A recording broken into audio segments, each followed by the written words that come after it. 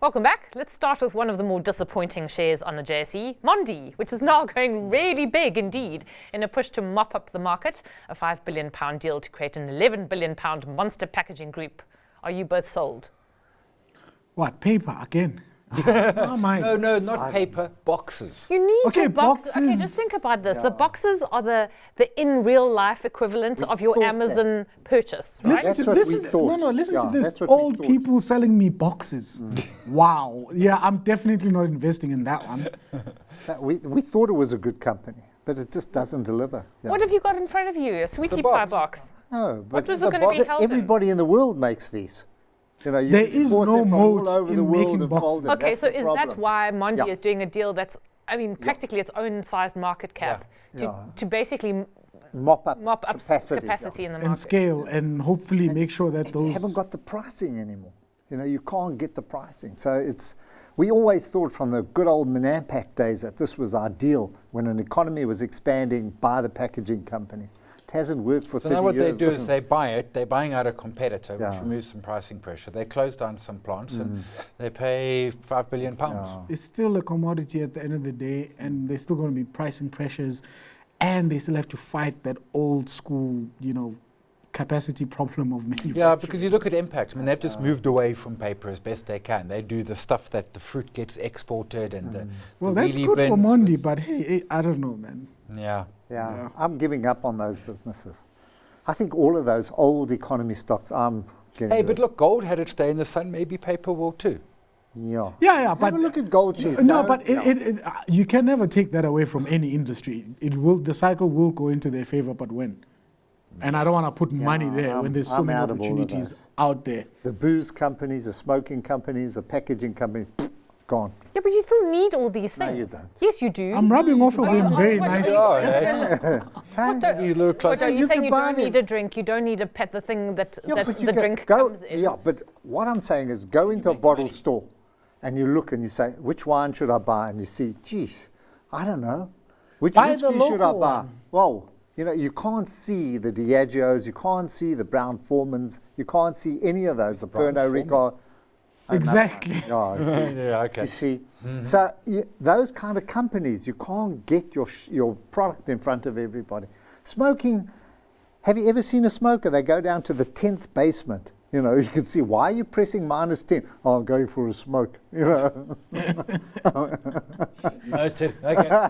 Sense was a super highway of headline earnings this week, although that 3-hour delay to put out Sanlam's results should have Layla bowing her head in shame. But let's start with the good. The market share munching Shoprite. The brands have so clearly defined what their customer looks like and what customer that they serve. I'm not talking Usave, Shoprite and Checkers separately. So this is now marking 58 months of uninterrupted market share. So it's not a blip once off. What was very pleasing to see, and I said this morning that I was surprised, maybe I shouldn't be, the fact that we had a very good Black Friday when the market reported not such a great Black Friday. They have more cash and cash equivalents than the value of Pick n Pay. Yeah, and every time we gather here every Friday and talk about Shoprite, it sounds like we're singing their praises. All I'm going to say is, it's a good solid set of numbers, taking market share, exactly what we said last week and the week before. So, let's go. Two thumbs up. The sad thing is, and I think we brought this up on Wednesday, market cap of Pick n Pay, 10 billion. Nice. Market cap, I'm being generous. Yeah. Market cap of Shoprite, 150. And 20 years ago, Pick n Pay had more revenue, and now Shoprite has more than double revenue. It's 15 times bigger in market cap. Sweetie pies, I didn't know. This is Shoprite's top selling. Oh, really?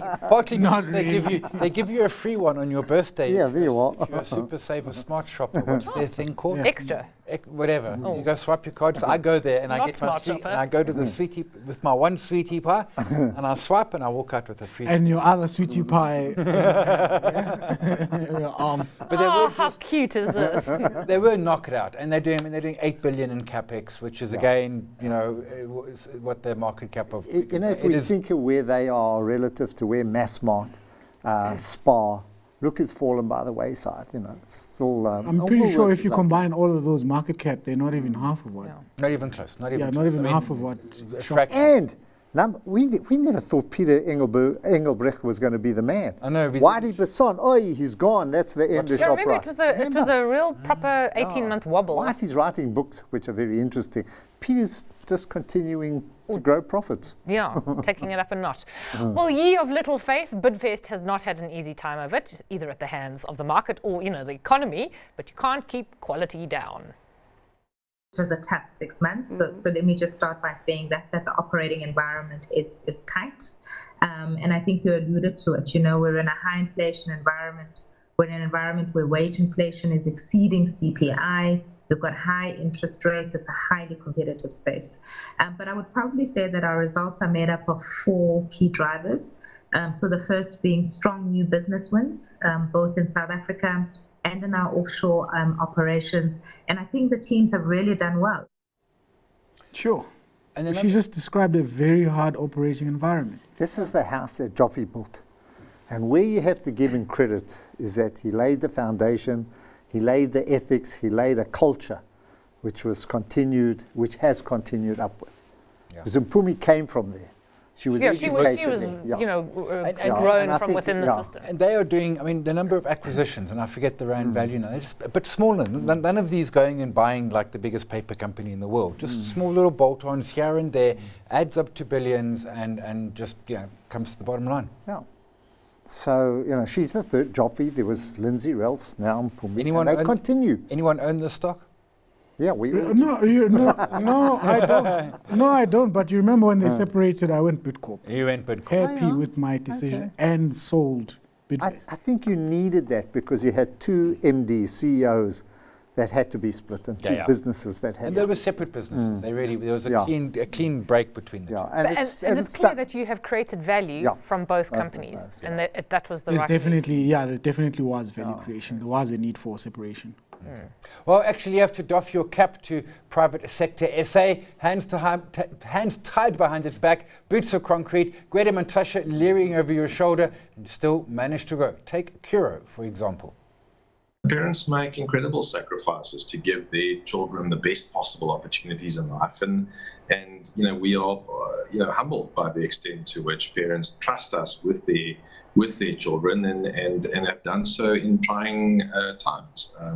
Certainly, our high schools continue to grow as expected and have done well, but we really see the economic pressure on younger families who are. Find it harder to navigate the sort of challenges of higher interest rates, higher fuel costs, higher food costs, higher energy costs on their kind of balance sheets. So this is another one where you have to choose between Caro and Stadio. So which one are you going? Advotech. I'll go for Advotech. No, I go for Advotech too. Well, I got to say, Corbus is No, you guys are cheating. I just wanted 2, not 3. You guys are cheating the question. Hey, look at him. Yeah, He's very chuffed with himself. I love Advotech too. Sorry for Curo. Okay, but wait. Advotech results out in a couple of weeks. We can. Yeah, they had a trading update. Yeah, it's a good-looking update. Close to 20%. Chart goes bottom left to top right. Always got to congratulate those. Yeah, you always got to. Diversified brands, I like that too. Yeah. I don't know. The current numbers were fine. Lots to say about it. There was no knock. Costs rising, but that's your debt, your capex. Not just that, also activity. Obviously solar panels and all that stuff. Yeah, exactly. Water tanks. The things that water tanks, the things that should be there already, but you're spending a little bit more on your capex to make sure the kids in school actually have those things. Yeah. Of course, organic growth is about as elusive as an honest ANC member, which is why Aspen gonna acquire. In Latin America, we've got Viagra and Lipitor and Norvax that we acquired in the Latin American space. So all of that's coming online now. So in the second half, we hopefully will do at least R1 billion more than we did in this half because of the opportunities there. So a lot going on, and there's of course more going to come. And I'm sure when we chat again in the not too distant future, it'll be with what else we've done, hopefully across both manufacturing and commercial. I remember his mom watches his show, so watch your words. Yes, all I'm going to say is Aspen is going to need a little bit more than Viagra to vuga that share price. The problem is that no one's taking Viagra anymore, according to one of the Chinese ministers, because he was complaining that people are spending too much time on games, and couples are spending too much time on pay. And no, I can't say the word, but don't say the funky. No, shakalaka boom boom. That's what everyone says. Okay, I'm bringing it back. What about the facility in Gqeberha, which is standing idle? They need to get that capacity. I know. And I mean, that's the big story. I think the lack of capacity there. You're going to take that out. That's where the vaccines were. Yeah, exactly. And then the vaccines. That's why the birth rates are going down. So these two have completely moved on. Oh my gosh, can we go to Mike Brown, please? Okay, last set of results for Mike Brown. No relation. If only easy wins he and his team from big business had asked from government had ever materialized. Instead, welcome to our low road world. We think 2024 will still be difficult in the economic environment. We do expect it to be slightly better than 2023. I think GDP growth will be slightly higher in 2024 than it was in 2023. And as I said earlier, we think by the time you get into the second half of 2024, we should start to see interest rate reductions. So while it will be difficult, we should get some environmental help into 2024. And then really at Nedbank, we've been very focused in particular on our digital journey. And well done to Mike Brown. Yeah. I mean, in a Good zero CEO. growth economy, high interest rate I environment. think all the banks have done well. Credit to all the management teams here. Especially in this kind of environment, no one went off the rail, and they've all been very well managed, giving decent returns. Nothing brilliant. You can't do it in this kind of environment where corporates are not doing much. And I think that's the biggest issue, Giulietta, is that corporates are holding back. You know why? They're so nervous of not water and electricity. They're holding back capacity. And the Competition Commission, but we'll talk about that in that's another show. Because story. the Competition Commission has basically killed M&A dead in this country. Yeah. And finally, sick of your present employment? Then how about applying for quote-unquote the ultimate stoner dream job? A marijuana company specializing in manufacturing pre-rolled joints has launched a campaign to hire a content creator who will get paid to smoke weed. The full-time social media creator and event marketer job will pay $70,420, with perks including cannabis product testing and all expenses paid to travel to marijuana events. They must call me. No. Call me. I've got a couple of guys. I'm running the numbers. It's about 100,000 a month. If you're like the munchies are going to cost you more than 100,000. Okay. Like the maths doesn't add up. No, I'm not sure the math is mathing, but I did like the 70,420. And that's where we leave it. David and Bright, the unplayables. Thanks for joining us. Have a good evening and a great weekend.